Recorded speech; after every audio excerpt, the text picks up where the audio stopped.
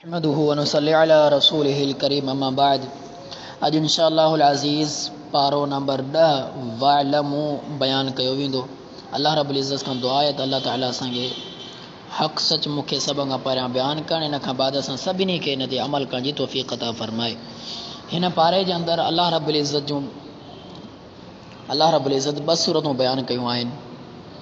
पहिरीं सूरत अनफ़ाल आहे ऐं ॿी सूरत सूरत तौबा आहे। सूरत अनफ़ाल जो बक़िया हिसो आहे ऐं सूरत तौबा जो इब्तिदाई हिसो आहे। सूरत अनफ़ाल जे अंदरि अल्लाह रब्बुल इज़्ज़त तक़रीबन 5 ॻाल्हियूं बयानु कयूं जेके अहम बयानु करणु मक़सदु आहिनि। सभ खां पहिरीं ॻाल्हि अल्लाह रब्बुल इज़्ज़त माले गनीमत जो हुकुम ॿुधायो। फ़अन्न लिल्लाहि ख़ुमुसहु वलिर्रसूलि वलिदिल क़ुरबा वलयतामा वलमसाकीन वब्नि सबील। अल्लाह ताला माले गनीमत जो हुकुम ॿुधायो त माले गनीमत जा कुल 5 हिसा कया वेंदा ऐं जेको 5हों हिसो हिकिड़ो हूंदो उहो रसूलुल्लाह सल्लल्लाहु अलैहि वसल्लम ऐं अल्लाह रब्बुल इज़्ज़त जे रस्ते में ख़र्च करणु ऐं क़रीबी तरीन रिश्तेदारनि, यतीमनि, मिस्कीननि ऐं जेके मुसाफ़िर आहिनि उन्हनि ते ख़र्च कयो वेंदो, उन्हनि जे अंदरि तक़सीम कयो वेंदो। ऐं बाक़ी 4 हिसा जेके आहिनि सो मुजाहिदीन जे अंदरि तक़सीम कया वेंदा। ऐं अल्लाह रब्बुल इज़्ज़त ॿियो मसलो इन में बयानु कयो। ग़ज़वाए बदर जा चंद हालात अल्लाह सुब्हानहु व तआला बयानु कया। मसलन अल्लाह रब्बुल इज़्ज़त इहो हिकिड़ो मंज़र ॾेखारे छॾियो त मुसलमान काफ़िरनि खे घटि पिया नज़र अचनि ऐं जॾहिं त काफ़िर मुसलमाननि खे घटि नज़र पिया अचनि। ॿिन्हिनि खे अल्लाह ताला इहा शइ ॾेखारी त ॿई हिक ॿिए खे घटि पिया ॾिसनि। इहे इन जे करे त अल्लाह ताला हिकु जंग हीअ तय करे छॾी हुई, हिन जंग खे करिणो हुयो ऐं अल्लाह ताला फ़ैसिलो करे चुको हुयो। ऐं जेकॾहिं इहो ॾिसनि हा त 313 मशहूरु कौल आहे, लेकिन सही मुस्लिम जे अंदरि 319 जो कौल हिकिड़ो राजे कौल आहे, जंहिंमें बिल जज़म रावी हिकु रिवायत करे थो त ग़ज़वाए बदर में 319 साहबनि जो कौल इमाम मुस्लिम आंदो आहे। इन खे तरजीह ॾिनी वेंदी त हेॾां केतिरा घटि आहिनि, होॾां 1000 जी तादाद में आहिनि। अल्लाह रब्बुल इज़्ज़त इहो उसूल इन करे बयानु कयो त जंग थी रहे। ऐं ॿिए नंबर ते हिन जंग जे हालत अल्लाह ताला जेके बयानु कया हालात उन मां इहो बि आहे त शैतान मुशरिकनि जे अॻियां उन्हनि जे अमल खे वाज़े मुज़यन करे छॾियो, ख़ूबसूरत करे पेश कयईं। जॾहिं त हेॾे मुसलमाननि खे अल्लाह रब्बुल इज़्ज़त तरफ़ां फ़रिश्ता नाज़िल थिया हुआ, मुसलमान जी मदद जे लाइ तयारु हुआ। ऐं इहा ई वजह आहे जॾहिं शैतान ॾिठो मुसलमान ऐं काफ़िर जॾहिं आमो साम्हूं आया, शैतान ॾिठो त अल्लाह रब्बुल इज़्ज़त जा फ़रिश्ता नाज़िल थियल आहिनि त शैतान वापसि पोइ हिते डुकी मोटियो। नक़स अला अक़बैहि, शैतान पंहिंजे पेरनि खे वापसि मोटाए करे अहिड़ियुनि जे पेरनि खे पंहिंजो पाण खे पलटे करे वापसि हलियो हुयो ऐं चयईं त मां तव्हां खां बरी आहियां। इहा ई वजह आहे अल्लाह रब्बुल इज़्ज़त जंहिं जॻह ते फ़रिश्तनि जे ज़रिए मदद करे त शैतान जी का बि ॻाल्हि न हली थी सघंदी, का बि चाल न हली सघंदी। ऐं 3 नंबर ते जंग जा हालात अल्लाह ताला जेके बयानु कया उन्हनि मां इहो बि आहे त ग़ज़वाए बदर में कुरैश खे अल्लाह ताला ज़लील ऐं रुसवा कयो। ही ग़ज़वाए बदर जा चंद हालात अल्लाह ताला बयानु कया, मुख़्तसर 3 अवां जे अॻियां रखिया। ऐं 3 नंबर ते अल्लाह रब्बुल इज़्ज़त सूरत अनफ़ाल में जेका ॻाल्हि बयानु कई आहे, अल्लाह ताला मुसलमाननि खे जेका मदद ॾिनी उन मदद जा 4 असबाब अल्लाह सुब्हानहु व तआला बयानु कया।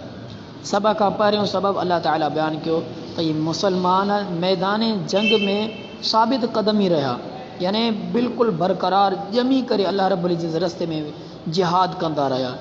ऐं ॿिए नंबर ते मुसलमान पंहिंजी ज़बान तां अल्लाह ताला जो ज़िक्र कंदा रहिया, ज़बान ते अल्लाह ताला जो ज़िक्र जारी हुयो इन ज़िक्र जे करे बि।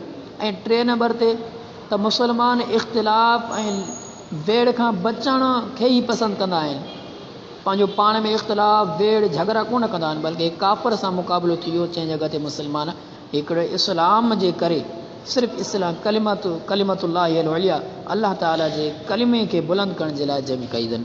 ऐं 4 नंबर ते त जेकॾहिं वेड़े जे जंग जे मैदान जिहाद में जेकॾहिं का नामुवाफ़िक़ ॻाल्हियूं असांजे अॻियां पेश अची वञनि, शयूं असांजे अॻियां पेश अची वञनि, उन्हनि ते सब्र करणु।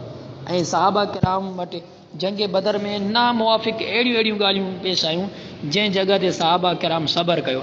मिसाल जंहिं मक़ाम ते सहाबा किराम हुआ उन जॻह ते रेत हुई ऐं उन जॻह ते जेका सहाबा किराम तंग हुआ ऐं काफ़िर जंहिं वक़्तु बिल्कुलु वसी मैदान ते काफ़िर हुया। साहबा खे इहा बि तंगी ऐं साहबा खे हथियार बि घटि हुआ, हथियार न हुआ जेके असलिया हूंदा आहिनि, मुकमल असलिया कोन हुआ, चंद साहबा खे असलिया हुआ, लेकिन अलाह ताला उन्हनि खे साहबा किराम खे सब्र ॾिनो ऐं नामुवाफ़िक़ उमूर ते सब्र कनि, अलाह ताला इन जे बदिले हिन से मदद कई। चार अलाह ताला मदद जा असबाब बयानु कया। ऐं चौथे नंबर ते जंग सूरत अनफाल में अलाह ताला जेको बयानु कयो आहे जंग जे मुतालिक़ हिदायतूं अलाह सुब्हानहु व तआला बयानु कयूं। हिदायतूं ॿ अलाह सुब्हानहु व तआला बयानु कयूं। सभ खां पहिरीं हिदायत त दुश्मन सां मुक़ाबिलो करण वक़्तु जॾहिं इंसान दुश्मन सां मुक़ाबिलो करे जिहाद जे लाइ वञे त इंसान पंहिंजी मुकमल तयारी करे, जिस्मानी सां तालुक़ु हुजेसि, माली सां तालुक़ु हुजेसि, रूहानी हुजे, हर एतबार सां मुकमल तयारी करे ज़हन ठाहे ऐं हिकु भरपूर अंदाज़ सां उहो कुफ़ार सां वेड़ करे। ऐं ॿिए नंबर ते त अलाह ताला इहो बि उसूल बयानु कयो, जेकॾहिं को काफ़िर सुलह जे लाइ माइल थिए थो, सुलह करणु चाहे थो त उन सां सुलह कई वञे ऐं सुलह करे हुन सां मुआहिदा वग़ैरह तय कया वञनि। ही हुया मुख़्तसर चंद वाक़िया ऐं चंद अहम ॻाल्हियूं जेके सूरत अनफाल जे अंदरि अलाह ताला बयानु कयूं हुयूं। वग़रना तफ़सील त काफ़ी आहे हिननि जे अंदरि, मां बिल्कुलु हज़फ़ कंदे बयानु कया आहिनि। ऐं अहिड़ी तरह सूरत तौबा में अलाह रब्बुल इज़्ज़त जेको बयानु कयो आहे उन ॾे अचूं था।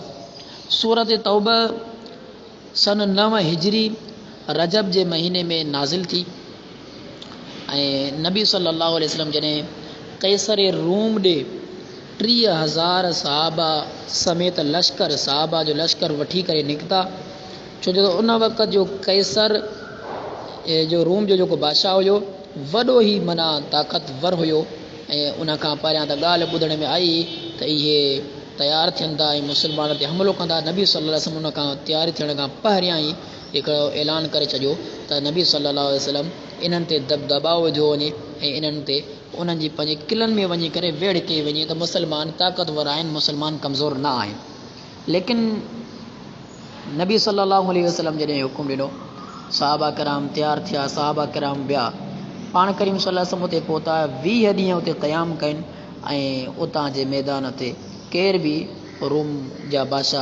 बादशाह मैदान में अचण खां इनकार करे छॾियो ऐं मैदान में दाख़िल न थिया। ऐं नबी सल्लल्लाहु अलैहि वसल्लम क़रीब तरीन जेके बि इलाइक़ा हुआ, नंढियूं बस्तियूं, सभिनी खे अल्लाह नबी सल्लल्लाहु अलैहि वसल्लम आज़ादु करायो अक्सर खे ऐं उन्हनि खे पंहिंजे अहद मुस्लमाननि जे अहद नामे ते रहिया, जिज़ियो वठी करे उहे रहणु शुरू थिया ऐं नबी सल्लल्लाहु अलैहि वसल्लम इन खां बाद पंहिंजो वापसि रवाना थिया। सूरत तौबा जो कुझु हिसो इन जिहाद ते वञण खां पहिरियां नाज़िल थियो। ग़ज़वाए तबूक इन जिहाद जो किसे पूरे जेको बयानु कयो वियो, ग़ज़वाए तबूक इन खे चयो वेंदो आहे ऐं ग़ज़वाए तबूक सां ई मशहूरु आहे। त ग़ज़वाए तबूक जे तयारी जंहिं टाइम ते थिए पई उन वक़्तु हीअ सूरत तौबा जो कुझु हिसो नाज़िल थियो आहे ऐं कुझु हिसो वापसी में मसइला चंद दरपेश थिया। मिसाल जे तौर ते चंद साहबा जेके पोइ हिते रहिजी विया उन्हनि जा मसइला आया त इन्हनि मसाइल जे करे ऐं मुनाफ़िक़ीन जे बहाननि जे करे अलाह रब्बुल इज़्ज़त कुझु हिसो नाज़िल कयो। जॾहिं त सूरत तौबा जो बिल्कुलु इब्तिदाई हिसो जेको आहे इहो फ़तह मक्का खां बाद जंहिं वक़्तु मुसलमान पहिरियों हज करणु वञनि पिया, नबी सल्लल्लाहु अलैहि वसल्लम जी नाज़िल थी वई ऐं कुफ़ार कुरैश खे मुकमल तौर ते जेके अहदनामा थियल हुया उन्हनि खां बरात जे लाइ ऐलान कराया विया। त इन में चंद ॻाल्हियूं आहिनि जेके अवां जे अॻियां रखां थो। हाणे इहो सूरत तौबा जो मुख़्तसर ख़ुलासो बि हुयो। हिन पारे जे अंदरि अलाह रब्बुल इज़्ज़त सूरत तौबा जेका हिन पारे में आहे 2 ॻाल्हियूं बयानु कयूं आहिनि। सभ खां पहिरीं ॻाल्हि त मुशरिकनि ऐं अहले किताब यानी यहूदियुनि ऐं ईसाइनि सां जिहाद कयो, जिहाद जो हुकुम आहे ऐं मुशरिकनि सां जेके बि वाइदा कयल आहिनि उन्हनि वाइदनि खां बिल्कुलु बरात कयो। आख़िरी वाइदो हिकिड़ो रखे करे चंद महीननि जो महदूद करे उन खां बाद उन्हनि खे मुकमल बरात कयो। ऐं मुशरिकनि खे इहो बि खुलम खुला मना कयो वियो त मुशरिक हाणे हज न कंदा, बैतुल्लाह जे हज खां रोकियो वियो मुशरिकनि खे, छो त मुशरिकनि बिल्कुलु बेहुरमती कई हुई ऐं हुरमत जी इंतिहा कई हुई ऐं जॾहिं माना त बैतुल्लाह जी का बि उन्हनि तक़रीब न कई हुई, उघाड़ा थी करे बैतुल्लाह जो तवाफ़ कंदा हुआ। नबी सल्लल्लाहु अलैहि वसल्लम ते अल्लाह ताला वही नाज़िल की मुकम्मल तौर ते त मुशरिकनि खे बरात करे छॾियो। बराअतुम मिनल्लाहि व रसूलिही इलल्लज़ीना आहादतुम मिनल मुशरिकीन पूरो अल्लाह ताला बयानु कयो। ऐं अहिड़ी तरह अल्लाह ताला जेको ॿियो मसइलो बयानु कयो उहो इहो त मुसलमान ऐं मुनाफ़िक़नि जे विच में हिकु इम्तियाज़ थी वञे। ही इम्तियाज़ मुसलमान ऐं मुनाफ़िक़नि जे विच में उन वक़्तु अॻियां आयो, आमो साम्हूं आयो जंहिं वक़्तु जंग तबूक ते नबी सल्लल्लाहु अलैहि वसल्लम विया, वापसी आया त कई वञण खां पहिरियां कई मुनाफ़िक़ीन बहाना ठाहिया। बहाना छा लाइ ठाहिया आहिनि? बहाननि जी वजह इहा हुई त रूमी जेके आहिनि सो काफ़ी कुवत वारा आहिनि ऐं मुसलमान वेंदा, मुसलमान वापसि रहंदा, सभु मुसलमान शहीद थी वेंदा, मुनाफ़िक़ीन जी सोच हुई। ऐं ॿिए नंबर ते त शदीद गर्मी आहे, सख़्तु गर्मी आहे। ऐं टे नंबर ते फ़क़्र ऐं फाका आहे। हिन वक़्तु नईअ मां फल जेके फ्रूट आहिनि, जेके खजूं आहिनि, खजूं मुकमल हिन वक़्तु तयारु करे ॾोॾा बीठियूं आहिनि, हर शइ तयारु थी पई आहे ऐं ही मुसलमान वञनि था त मुसलमान बचण जो को ख़दशो माना को बि हुननि खे उमेदु आसिरो कोन हुयो, जंहिंजे करे इहे शयूं रखनि पिया। इहे तमामु शयूं सहाबा ते अलाह ताला ईमान सां उनखे मुकमल नवाज़ियो हुयो। तमामु सहाबा बैक वक़्तु तयारु थी हलिया, जॾहिं त मुनाफ़िक़नि इहे सोचूं कयूं। आख़िरकार मुनाफ़िक़ कुझु रहिजी विया ऐं मुनाफ़िक़ नबी सल्लल्लाहु अलैहि वसल्लम वापसि आए त मुनाफ़िक़नि कई बहाना कयनि, लेकिन नबी सल्लल्लाहु अलैहि वसल्लम खे अल्लाह ताला हुकुम ॾिनो, इस्तग़फिर लहुम औ ला तस्तग़फिर लहुम इन तस्तग़फिर लहुम 70 मर्रा। जेकॾहिं तव्हां इन्हनि जे लाइ इस्तिग़फ़ार कयो न कयो इहे बराबरि आहिनि, 70 मरतबा बि उन्हनि जे लाइ इस्तिग़फ़ार कंदव तॾहिं बि अल्लाह रब्बुल इज़्ज़त खे माफ़ न कंदो। इहे काफ़िर मुनाफ़िक़ मुशरिक आहिनि ऐं अल्लाह ताला इन्हनि जे बारे में मुकमल ऐलान करे ॿुधायो त मुनाफ़िक़ ऐं मुसलमान उन खां बाद हिकिड़ो इम्तियाज़ी हैसियत सां रहिजी विया। त इहा ई ॻाल्हि आहे, नबी सल्लल्लाहु अलैहि वसल्लम हिकु हिकमत खे ॾिसी करे मुनाफ़िक़नि खे क़तल न करायो, वग़रना हुकुम ॾिना उबई बिन काब जहिड़ो वॾो रईसुल मुनाफ़िक़ीन आहे, इन खे क़तल कराए सघनि पिया। पंहिंजो पुटु हुनजो चवे पियो, नबी सल्लल्लाहु अलैहि वसल्लम क़तल न करायो। वजह इहा आहे, दावत दीन आहे, दावत तबलीग आहे, उन में कंहिंखे तकलीफ़ न आहे।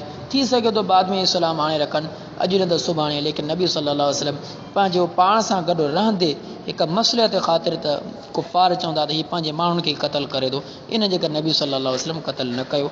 ऐं इहा ॻाल्हि आहे, असां वटि बि जेकॾहिं कंहिं माण्हू खे ख़ामी ॾिसूं था त उनखे डायरेक्ट हुकुम न लॻाए सघूं, बल्कि न छॾियूं, बल्कि उनजी इस्लाह करण में लॻा रहियूं, जेसीं त हुनखे अल्लाह ताला हिदायत तौफ़ीक़ ॾींदो ऐं थी सघे थो त हू जेको आहे सो क़ुरान ऐं हदीस ते अचे करे ऐं अमल करे। अल्लाह ताला खां दुआ आहे त अल्लाह ताला असांखे हीअ जेके चंद मसइला पंहिंजे मुक़दस कलाम में असांजे लाइ बयानु कया आहिनि, इन्हनि खे सही माना में सम्झण खां बाद इन ते अमल करण जी तौफ़ीक़ अता फ़रमाए। व आख़िर दावाना अनिल हम्दुलिल्लाहि रब्बिल आलमीन।